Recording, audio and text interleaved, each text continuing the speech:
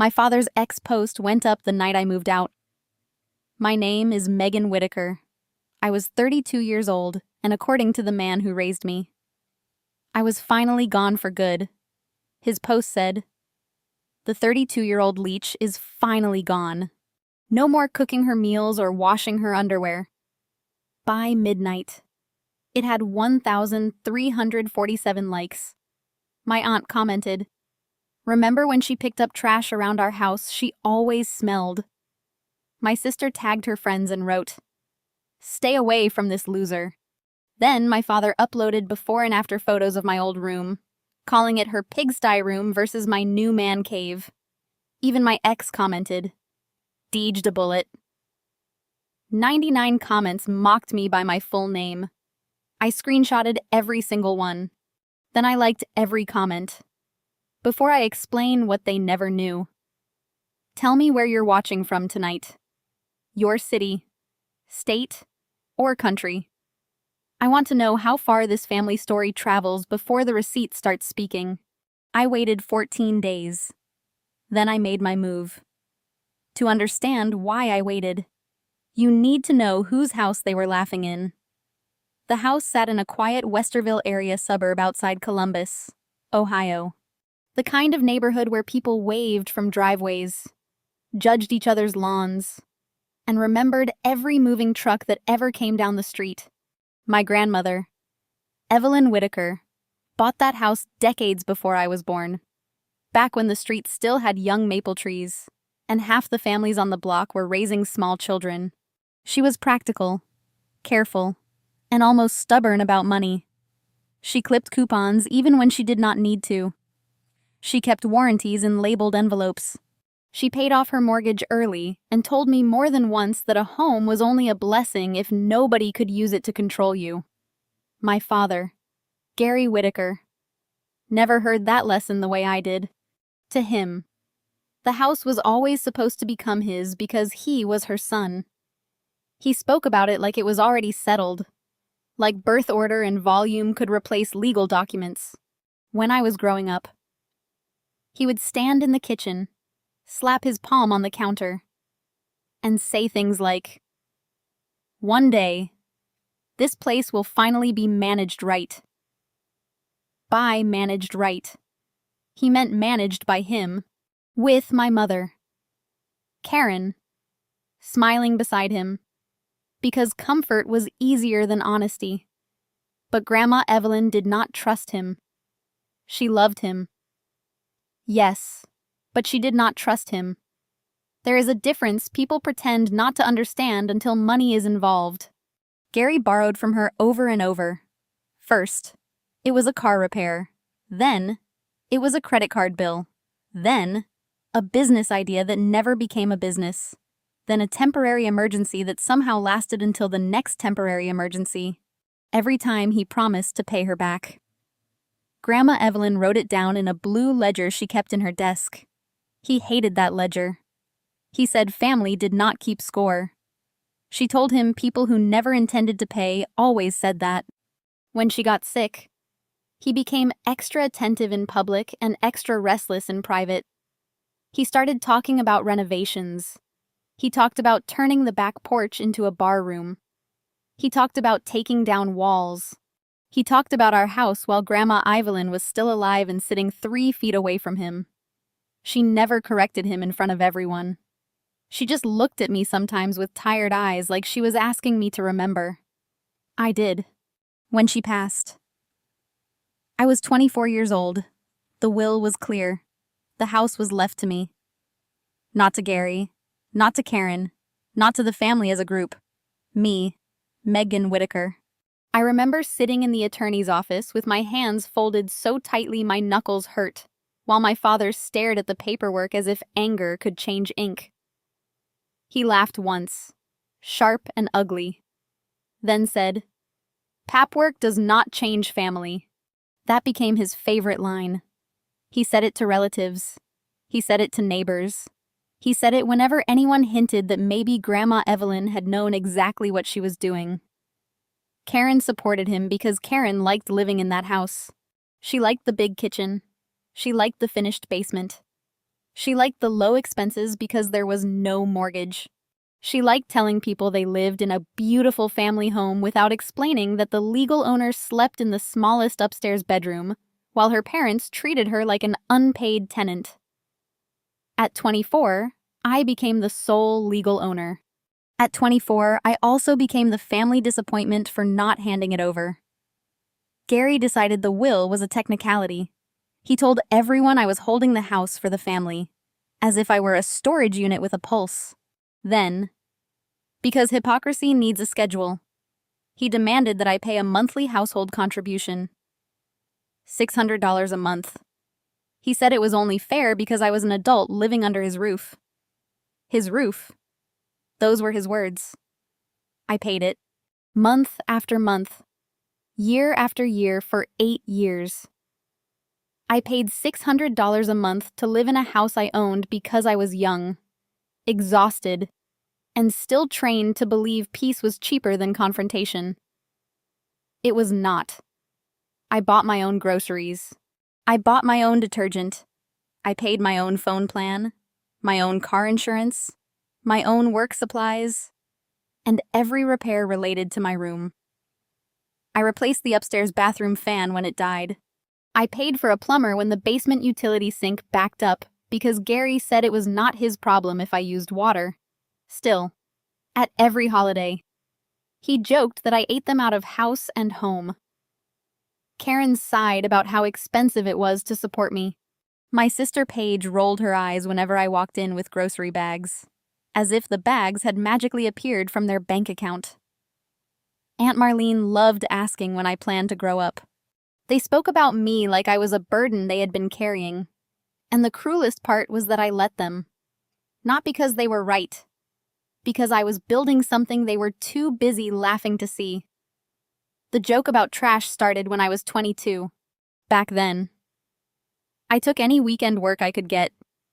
I cleaned alleys behind small restaurants. I helped clear garages after estate sales. I hauled broken shelves out of rental units.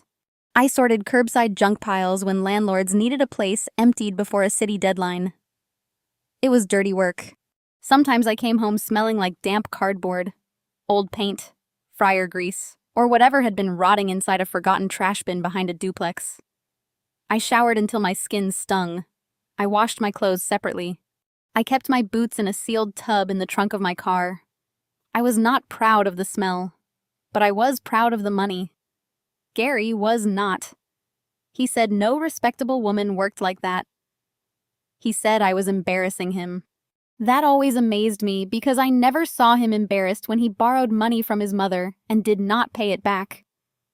Aunt Marlene turned my work into a family routine. At cookouts, she would wrinkle her nose dramatically when I walked in and ask whether the trash route had followed me home. Paige copied her. Karen gave that soft little laugh she used when she wanted to be included, but not blamed. Gary called me Sanitation Barbie one Thanksgiving in front of 12 people, then acted offended when I went quiet. They thought the job was proof that I had failed. What they did not know was that those weekends taught me more than any lecture could have. I learned how apartment managers think when they are racing against vacancy loss. I learned which city inspectors cared about blocked exits, improper dumping, and pest risks. I learned how small businesses panic when they fail waste audits. I learned that medical offices, insurance agencies, and property managers all had one problem in common. They needed sensitive materials, junk overflow, and regulated waste streams handled correctly, quickly, and with documentation. So, I stopped thinking like a girl doing odd jobs. I started thinking like an owner. I got licensed. I took certification courses at night. I learned municipal waste rules, document destruction standards, vendor contracts, chain of custody forms, and commercial disposal logistics. I built a company called ClearPath Disposal Solutions, a commercial waste audit and secure disposal logistics business. It did not sound glamorous because it was not supposed to. Glamour does not pay invoices. Systems do. By 28, I had contracts with apartment managers, small landlords, estate attorneys, dental offices, local clinics, and independent businesses that needed cleanouts, audit reports, secure shredding coordination, and proof that hazardous or sensitive materials had been handled through approved vendors. I was not dragging trash bags for cash anymore.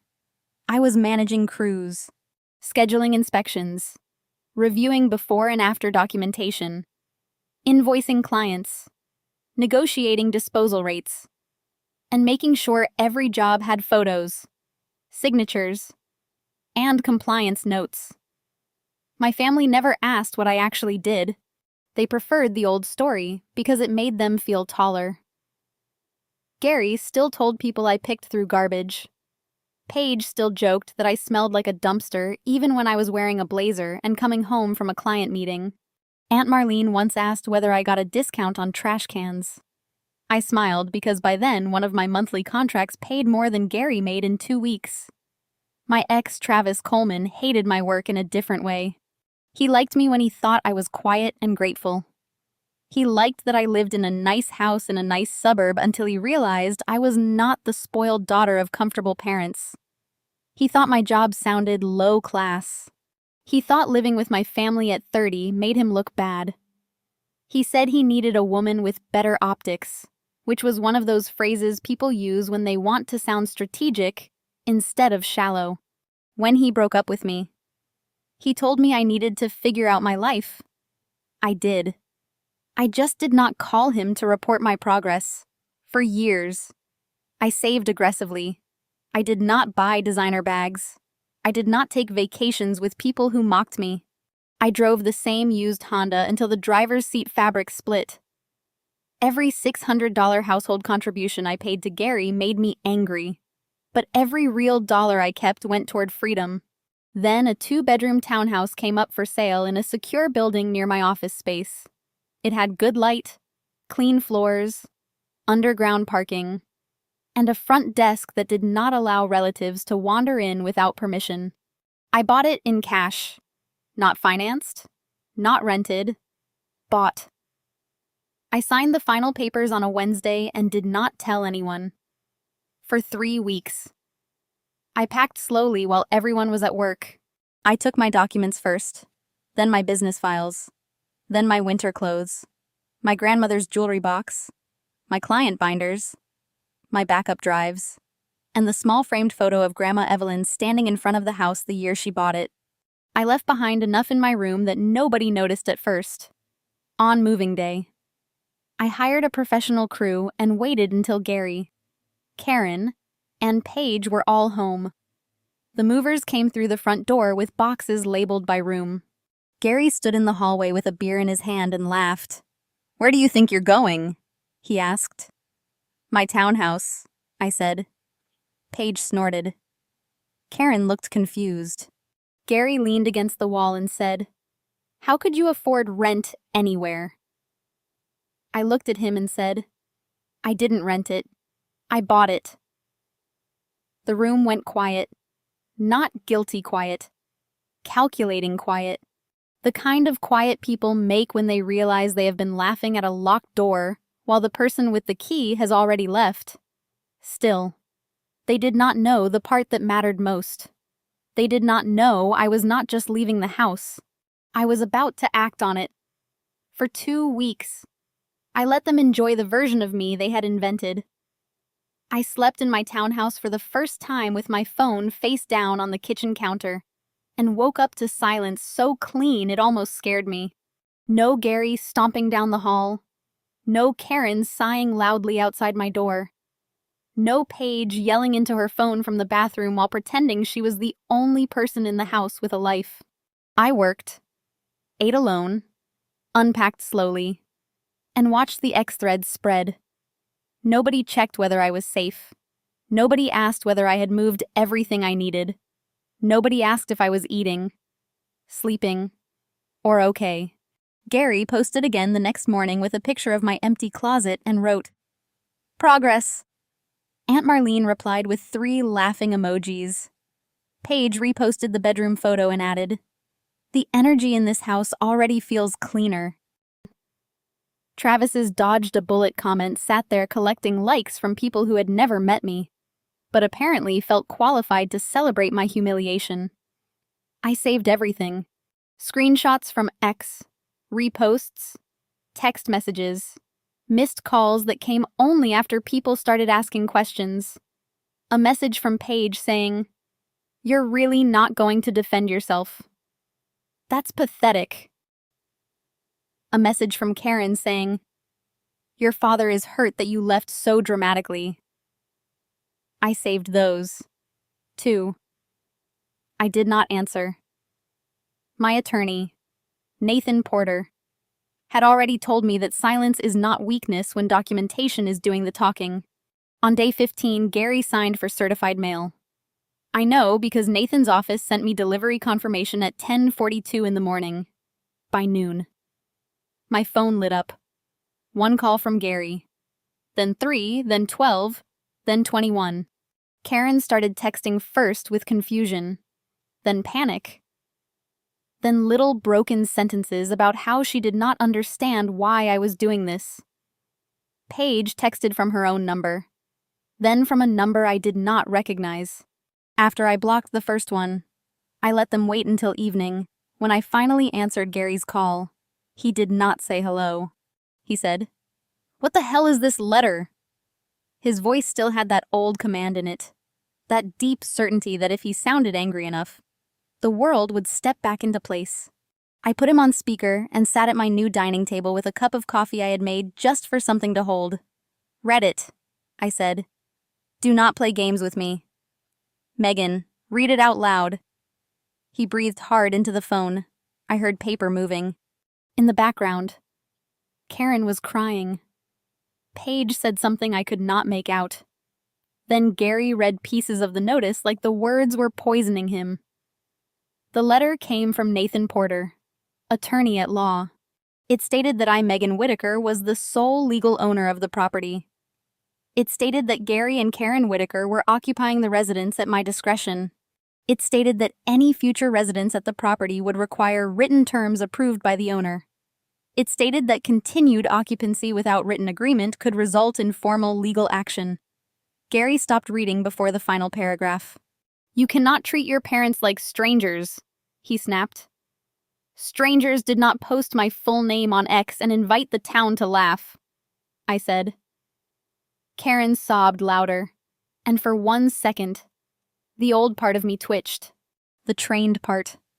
The daughter part. The part that had spent years translating cruelty into stress and disrespect, into misunderstanding. Then I looked at the folder on my table at the screenshots printed in neat chronological order, and that part of me went quiet. Gary said, "This is still a family home." "No," I said. "It is my home. You have been living there because I allowed it." He called me ungrateful. I almost laughed. Ungrateful for paying $600 a month to live in my own house. Ungrateful for buying my own food while being called a freeloader. Ungrateful for staying quiet while they used my grandmother's roof as a stage for my humiliation. He demanded a meeting. I told him all communication could go through Nathan if he could not be civil. That was the first time I heard fear under his anger. It was small, but it was there. "What do you want?" he asked. I looked at the next envelope sitting on my table, already stamped and ready for Monday. "You'll find out," I said. I ended the call before he could speak again. The first panic wave had begun, but I had not shown them the lease yet. The second envelope arrived the following Monday. Gary did not call immediately this time. He waited 23 minutes, which told me he had opened it, read enough to understand it, and then walked around the house trying to invent a version where he still had leverage. The envelope contained a formal month-to-month lease. It was clean, professional, and painfully ordinary, which made it more powerful than any angry letter could have been. Rent was $3,200 a month, based on comparable 4-bedroom homes in the same school district. The lease required Gary and Karen to place utilities in their own names. Handle routine maintenance caused by normal use. Comply with HOA rules. Pay any HOA violations they caused. And follow insurance-related safety conditions, including no unauthorized business storage in the garage, no structural modifications, and no occupancy by anyone not listed without written approval. I did not ask for revenge money. I did not demand back rent even though I had 8 years of $600 payments documented. I did not add an emotional suffering fee, a public humiliation fee, or a "you called me a leech on the internet" fee. Not yet. Nathan advised restraint. Restraint, he said, reads well on paper. So, the lease gave them a deadline. Sign and pay the required first month plus deposit or vacate. Gary called at 4:16 p.m. "We are not paying rent to our own daughter," he said. "You're not paying your daughter," I said. "You're paying the owner." He made a sound like I had slapped him. Karen grabbed the phone next. Her voice shook. "Megan, sweetheart, we can do 500 for now. Your father is stressed. We need time." I stared at the wall above my desk where I had hung Grandma Evelyn's photo. 500 is less than what I paid you every month to live in my own house, I said. Karen went quiet. Not because she understood. Because she had no soft answer ready. "That was different," she whispered. "How I asked." She started crying again. I did not feel the silence for her. Paige called next, angry enough to forget she was supposed to sound wounded. "You're humiliating this family," she said. "Have you deleted your ex comment?" I asked. "That would look weird now," she said. "Then that answers the apology question. She told me I was acting like a monster." I asked whether she had moved her resale inventory out of the garage. She hung up. The utility transfer notice landed the same day. Nathan had been very careful about that part. He told me more than once not to do anything that looked like a lockout, a threat, or a self-help eviction. I was not to change locks. I was not to shut off services. I was not to show up and argue on the porch. The notice gave Gary and Karen time to open accounts in their own names, arrange deposits if required, and confirm transfer dates. It was boring and legal and exactly what needed to happen. They ignored it because they still believed I was bluffing. Gary had spent 8 years saying paperwork did not change family. And now he was discovering that paperwork was the only reason he had not already been told to leave. He tried calling relatives. Aunt Marlene posted, "Some people forget who raised them."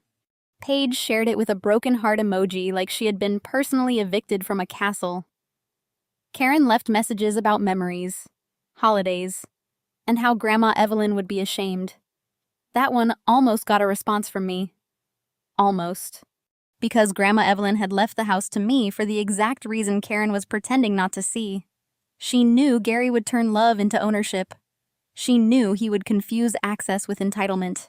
She knew Karen would choose comfort and call it peace. I forwarded every message to Nathan. He replied with short, steady instructions. Do not engage. Save everything. Meet every deadline. Let them show who they are. So I did. While Gary told people I was unstable, I went to work. While Paige called me bitter, I reviewed a waste stream audit for a dental group expanding to 3 locations. While Karen cried into my voicemail, I approved payroll for 2 crews and signed a new contract with an estate attorney who needed secure disposal and clean-out coordination for inherited commercial property. The life they mocked kept moving. The life they depended on was ending. The deadline moved closer. One ordinary day at a time. They wasted every one of them. The first person outside my family to call me was Nora Bennett. Nora was the HOA secretary. Grandma Evelyn's old neighbor. And one of those women who noticed everything without making a show of noticing anything. She had known me since I was a kid riding a purple bike with white streamers down the sidewalk. I had not spoken to her in months, So when her name appeared on my phone, I expected awkward sympathy. Instead, she said, "Megan, I think you need to know what your father is telling people." I sat down before she finished the sentence. Gary had been telling neighbors I was unstable. He said I had gotten greedy and was trying to steal the house from my own parents. He said I was evicting them because I was bitter about being single. He said my business was failing and I wanted to sell the house to cover debts. Every accusation was a confession wearing a cheap mask. Nora sent screenshots from the neighborhood group chat. Gary had written long messages about betrayal. Karen had replied with prayer hands. Paige had called me jealous. Aunt Marlene, who did not even live in the neighborhood, somehow appeared in the thread to say she had always worried about my character. Then Nora sent something more useful.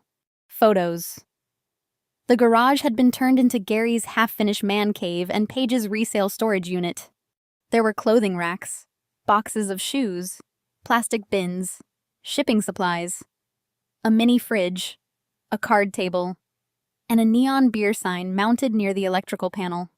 Gary had posted a proud photo of himself standing in the middle of it with the caption, "Finally using the space properly. Properly in a property he did not own under an insurance policy that did not cover unauthorized business inventory, electrical changes, or commercial storage." Paige had been using the garage for her online resale business without my permission. That created lease problems, HOA problems, and insurance problems. I forwarded the photos to Nathan. He replied, "Do not contact them. This helps." The second outside call came from Eric Donnelly, one of Gary's co-workers. I recognized the name because Gary had mentioned him before, usually with resentment. Eric sounded embarrassed. He said Gary had borrowed money from him and claimed I would pay it back once I calmed down. I closed my eyes and let the sentence settle. Gary was now taking loans against my imagined guilt. I never agreed to pay any debt for my father. I said he told us you owned the house only on paper. Eric said he said the family money was tied up and you were being difficult. There is no family money, I said. There is my property, and there are his choices. Eric got quiet, then admitted Gary had borrowed from more than one person at work. He said he would have to report it because some of the loans had been requested during work hours, with Gary using his supervisor role to pressure people without saying it directly. I did not tell Eric what to do. I simply said, "I cannot help you recover money I did not borrow." That same night, Travis texted me for the first time in months. "Hey, I've been thinking about you." I stared at the message and felt nothing. Not sadness, not temptation, not even anger. Just curiosity, like seeing a raccoon in daylight.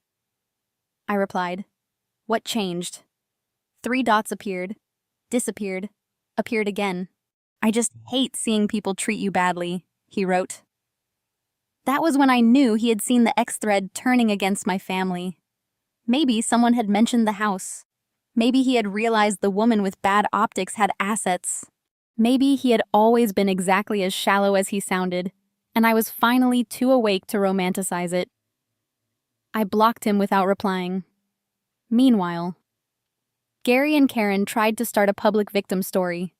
Gary posted about adult children who forget sacrifice. Karen shared a quote about honoring parents. Paige wrote, "Money changes people," which was hilarious, coming from a woman storing unpaid inventory in my garage. Aunt Marlene posted vague complaints about betrayal, greed, and young women who think dirty money makes them better than family. I did not argue publicly. I did not defend myself in the comments. I did not post a dramatic thread. Not yet. Nathan had taught me the difference between satisfaction and strategy. Satisfaction would have been calling them liars online. Strategy was letting them keep typing while I collected proof. Every screenshot went into the folder. Every voicemail was saved. Every third-party message was documented with dates. By the time the lease deadline arrived, my family had not prepared to move, had not signed, had not transferred utilities. had not cleared the garage, and had not apologized. They had done only one thing consistently. They had proven my case for me. By the time the deadline passed, they had spent every day arguing and none of it preparing. Gary and Karen did not sign the lease. They did not vacate. They did not transfer the utilities properly. Gary discovered that old unpaid balances and poor credit do not disappear just because a man raises his voice. The utility companies required deposits he could not cover. Karen called me 13 times in one afternoon, leaving messages that swung from gentle to furious to desperate. Megan, we don't have that kind of money. Megan, your father is trying. Megan, you are making us look homeless. Megan, please just call me back. Paige texted, please don't do this. We know we were wrong. I looked at that message for a long time because it was the first time any of them had placed the word wrong near themselves. But it was not an apology. It was a bargaining chip. There was no I deleted the post. No, I lied. No, I humiliated you. No, I helped people mock you while living under your roof. Just please don't do this because consequences had finally learned their address. Nathan filed the required eviction paperwork. Everything moved slower than emotion wanted and faster than my family expected. Gary tried to sign the lease after the offer expired. Nathan informed him the offer was no longer available, and all communication would go through his office. Gary called me anyway. I did not answer. Karen left a voicemail asking for one more family dinner, so we could remember who we were before all this. I sent one written response through Nathan. Family dinner ended when they turned my life into an X thread. Paige showed up at my townhouse 2 nights later. She did not make it past the lobby. Building management called me because a woman claiming to be my sister was crying, raising her voice and demanding to be led upstairs. I told them she was not approved. They warned her to leave. She shouted that I was destroying our parents, that I thought I was better than everyone, that she hoped I enjoyed being alone. The front desk documented the incident. I sent it to Nathan. Paige later posted, some people choose luxury apartments over blood. It was a townhouse, not a luxury apartment. But accuracy had never been her gift. Nora Bennett did something I did not ask for, but deeply appreciated. In the neighborhood group chat, she calmly confirmed that Grandma Evelyn had legally left the house to me years earlier. She did not insult Gary. She did not defend every detail of my life. She simply stated what she knew and said the public attacks against me were inappropriate. The tone of the neighborhood shifted after that.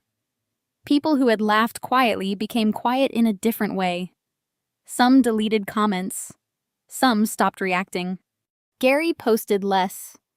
Then, Eric Donnie's report at work triggered an investigation. I never learned every detail, and I did not need to. What I knew was enough. Gary had borrowed money from multiple coworkers.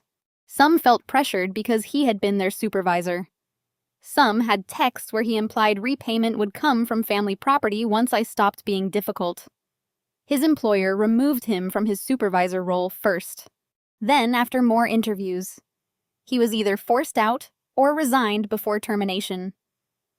Gary told relatives he left because the company had become political. I knew better. Karen took shifts at a grocery store counter because their debt was real now.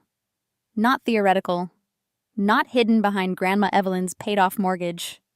Real. Paige's resale business took a hit when screenshots of her comments circulated among local buyers. A few clients stopped purchasing from her. One posted that she did not trust anyone who mocked a family member online while storing inventory in that family member's property without permission. Aunt Marlene posted vague complaints about betrayal for another week, then moved on to complaining about restaurant prices and young people wearing pajamas in public. I ignored her. The court process finished. On the final move-out day, a sheriff's deputy oversaw everything. I stood across the driveway with Nathan beside me. Not because I needed dramatic satisfaction, but because I needed to see the house become quiet. Gary carried boxes out with his jaw clenched, refusing to look at me. Karen cried in the driveway, clutching a laundry basket full of framed family photos she had once used as evidence that we were close. Paige did not come. Her inventory had been removed the night before after Nathan sent a separate notice. The man cave never became a man cave. It became a pile of drywall dust, beer signs, extension cords, and cheap shelving loaded into a rented truck. When Gary walked past me for the last time, he muttered, "I hope you're proud." I looked at the house Grandma Evelyn had protected, the house he had claimed, the house I had paid to live in while being called a leech. "I am," I said. Karen waited as if I might hug her. I did not. I did not touch her shoulder. I did not promise we would talk later. I did not offer money. I did not soften the ending so she could feel less responsible for the middle. When the truck pulled away, the street sounded different. Not happy, just honest. The house needed repairs. The carpet in my old room had to be replaced. The garage needed electrical work after Gary's amateur additions. The walls needed patching. The kitchen cabinets had sticky handles and one broken hinge Karen had ignored for years because maintenance was apparently my responsibility only when blame was involved. I paid for repairs, listed the property, and sold it. I kept every dollar. I did not split proceeds. I did not create a family fund. I did not rescue Gary from debt, reimburse Karen for her pharmacy counter uniforms, replace Paige's lost resale clients, or answer Travis when he tried emailing me from a new address. I changed my number. I blocked Paige everywhere. I blocked Travis everywhere. I told Nathan Porter that any family contact could go through his office. And then I built a life where my phone did not shake every time a relative wanted something. Months later, I opened the screenshot folder one last time. Gary's original exhaust was still there, frozen in its own confidence. The 32-year-old Leech is finally gone. I thought about how proud he had been when he typed it, how certain he was that the world would laugh with him and nothing would change. He was half right. The world did laugh for a while. Then the paperwork arrived. Then the lease arrived. Then the truth arrived with certified mail. Court dates, neighbor screenshots, workplace reports, and a sheriff's deputy standing in the driveway of the house he had never owned. The 32-year-old Leech was finally gone. And this time she took back the roof they never admitted was hers. Thank you for listening on to the final moments. Everything this video is fictional and made only for entertainment and educational purposes. We hope it reminds you that the people who dismiss your boundaries often reveal exactly why those boundaries were needed in the first place. A healthy relationship would not punish you for protecting your time, your emotions, or your dignity.